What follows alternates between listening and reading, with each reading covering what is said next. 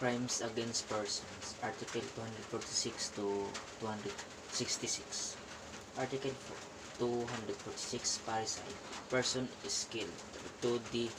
Deceased killed by accused. And 3. Relationship deceased by accused, father, mother, or child, whether legitimate or illegitimate or illegitimate, other ascendant or other descendant, or the legitimate spouse. Kinds of parricide. Number 1, bloodline, direct. 2, affinity, legally spouse. Kapag si husband at wife nagpatayan doon sa daughter-in-law, is there a parricide? No, kasi di sila magkadugo. Ma-apply lang sa husband and wife. Son versus daughter, there is no parricide. Bloodline, direct. Number affinity, legal spouses, other or the legitimate relationship. Example, sa lumad may wife na 52 and then nagpatayan si husband at ang kanyang asawa na ika-52. Question, there is parricide? The answer is no, kasi kahit na Muslim siya, allowed na maraming asawa kasi sa batas applicable lang yan sa patayan sa unang asawa except kung may namatay ang unang asawa. Child killed by father or mother. Article 247. Death or physical injuries inflicted under exceptional circumstances. This is not a crime but it is absolutary cause. Less than 3 years old, infanticide. Parricide. Kailangan pa sinadya ang pagpatay bago matawag na parricide? No. Pwede siyang makomit by means of dulo o kulpa. Hindi tinitingnan dito kung meron bang intent. Ang tinitingnan dito ay ang relationship. Article 247. Death or physical injuries inflicted under exceptional circumstances. Number 1. Legally married person or parent surprises his spouse or his daughter later under 18 years of age and living with him in act of committing sexual intercourse with another person. Number 2, he or she kills any or both of them or inflicts upon any or both of them any serious physical injury in the act or immediately thereafter. And 3, he has not promoted or facilitated prostitution of his wife or daughter. What he or she had not consented to infidelity of the other spouse. Kung pinatay si husband, si wife, ang crime dyan ay parricide. Walang pagbigay ng testigo kung walang pag-file ng judges. Article 248. Murder. Criminal procedure. Para ang tao ay makonvict sa murder, hindi lang caption may niilagay ang titulo, dapat doon sa tinatawag natin na allegation, dapat na naibigay sa allegation ang tinatawag na qualified circumstances. Qualified circumstances, proven but not aligned. Malayable ang tao hindi sa murder kundi sa homicide. At ito ay nagiging aggravating. Killing plus attendance of circumstances. 6 qualified circumstances. Essence, victim is not given an opportunity to put up defense. Ang pasok dyan is 5 essence, and ang hindi pasok is cruelty, ignominy. Article 248, murder. Number 1, person killed. Number 2, accused killed him. 3, killing attended by any of qualifying circumstances. Number 4, killing not parricide or infanticide. Qualifying circumstances. Number 1, with treachery, taking advantage of superior strength with the aid of armament or employing means to weaken the defense or of means or persons to ensure or afford impunity. 2, in consideration of a price, reward, or promise. 3, by means of inundation, fire, poison, explosion, shipwreck, standing of vessel, derailment, or assault upon a railroad fall of an airship by means of motor vehicles or with the use of any other means involving great waste and ruin. Number 4. On occasion of any of the calamities enumerated in the preceding paragraph or of an earthquake, eruption of a volcano, destructive cyclone, great waste and ruin. 5. With evident premeditation, pinagplanuhan o pinag-iisipan. 6. With cruelty by deliberately and inhumanly augmenting the suffering of the victim or outraging or scoffing at his person or corpse. Article 249, Homicide. Number 1. Person killed. 2. Accused killed him without any justifying circumstances. 3. Accused had intention to kill which is presumed. 4. Killing not attended by any of qualifying circumstances of murder or by that of parricide or infanticide. Article 251. Death caused in tumultuous affray. Tumultuous is noisy, violent, confused, disorderly. Affray is a fight. Who will be liable to the death of a person? Or one several persons, to they not composing groups organized for common purpose of assaulting and attacking each other reciprocally. Example, gang group. Conspiracy, the act of one is the act of all.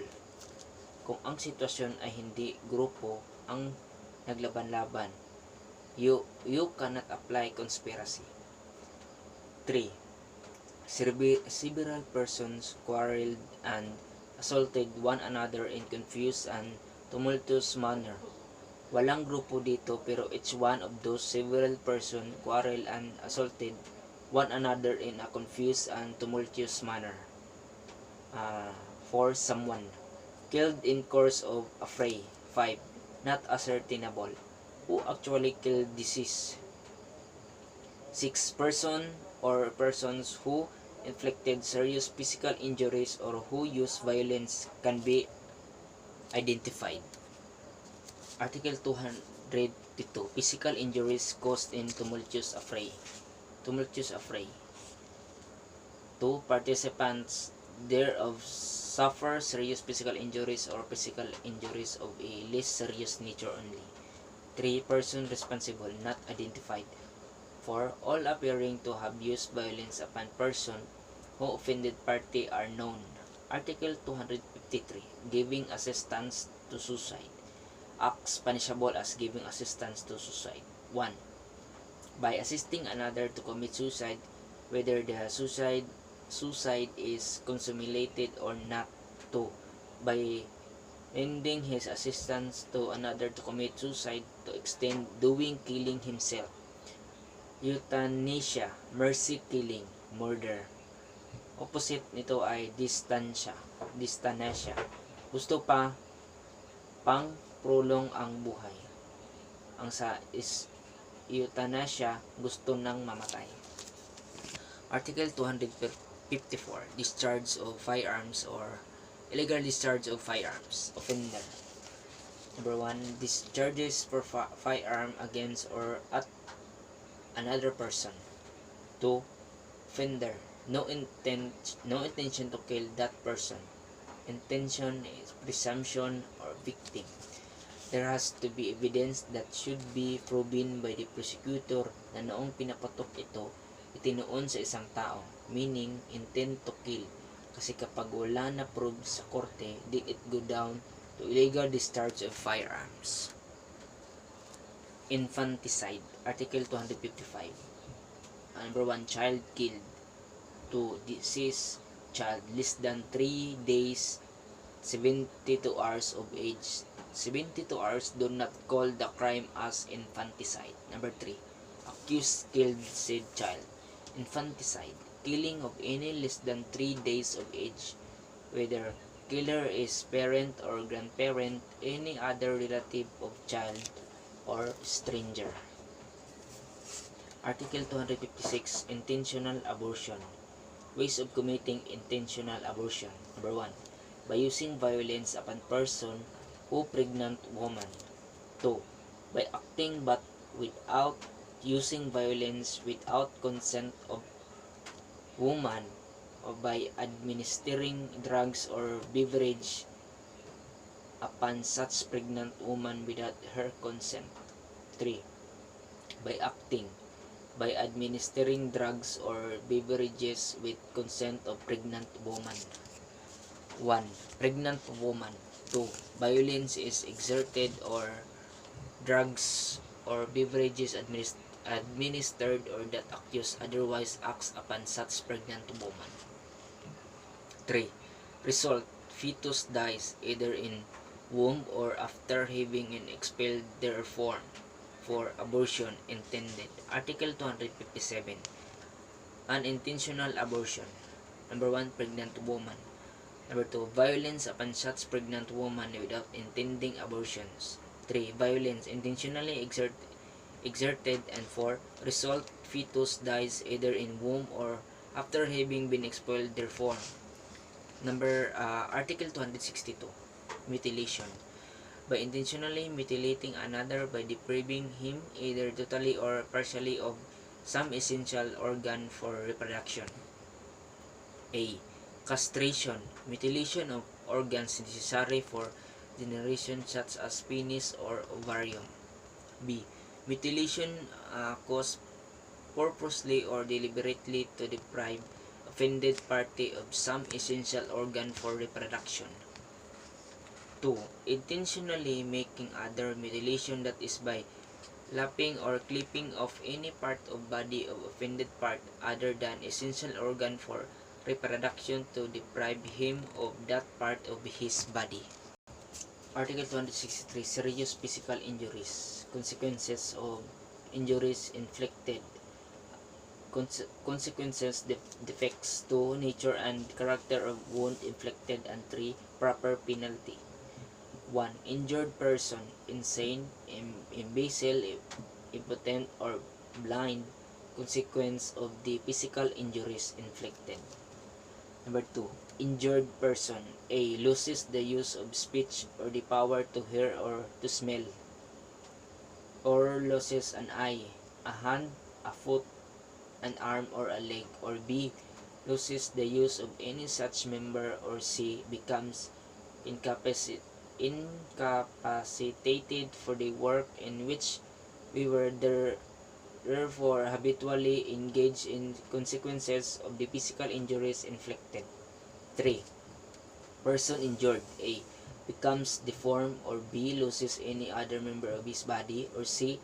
Loses the use thereof, or D. Becomes ill or incapacitated for the performance of the work in which he was habitually engaged for more than 90 days in consequence of the physical injuries inflicted. 4. Injured persons: becomes ill or incapacitated for labor more than 3 days, but must not be more than 90 days as a result of the physical injuries inflicted. To Article 264. Administering injuries, substances, or beverages. Number 1. Offender inflicted upon another any serious physical injury. 2. Done by knowingly administering to him any injurious substance or beverages, or by taking advantage of his weakness of mind or credulity. And 3. No intent to kill. For example, X, a doctor, wanted to kill his wife. W, one morning he mixed poison into the coffee of his wife. After W consumed the coffee, she felt excruciating pain in the stomach. Seeing his wife in agony, X pitied his wife and administered an antidote. Thus W did not die. What crime was committed by X? A crime committed by X is serious physical injuries. What if the husband simply brought his wife to the hospital, and it was the doctors there who administered antidote so that the wife did not die? Would your answer be the same? No, because frustrated parricide. Article 265, less serious physical injuries. Qualified less serious physical injuries. Physical injuries not described in SPI, incapacity for labor, 10, uh, 10 or more 10 or more days, up to 30 days, or requiring medical assistance for some period. Manifest, intent to kill or offend injured person, adding ignominy to offense, ignominy adding insult to injury. Victim, parents, ascendants, guardians, curators, teachers, or person of rank or PIA, not constituting direct assault. Article 266, slight physical injuries and maltreatment, kinds of slight physical injuries. 1. Incapacity for labor from 1 to 9 days or requiring medical attendance during the same period. Physical injuries not preventing engaging in habitual work or not requiring medical assistance. 3. Treatment not causing any injury. Article 266, rape. Paragraph 1, bisexual intercourse. May rape na ito when there is penis versus vagina. Principal by inducement rape. Offender, man. 2. Offender, carnal knowledge of woman. 3. Circumstances. Either A. By using force or intimidation, or B. When woman is deprived or of reason or otherwise unconscious, or C. By means of fraudulent machination or grave abuse of authority, or D. When the woman is under 12 years age or demented. Ang sa D is statutory rape by law. Paragraph 2, bisexual assault. Ito yung rape na hindi kailangan ng penis ipasok sa vagina. Number 1, offender commits act of sexual assault. 2. Act of assault. A. By inserting his penis into another person's mouth or anal orifice, or B. By inserting any instrument or object into genital or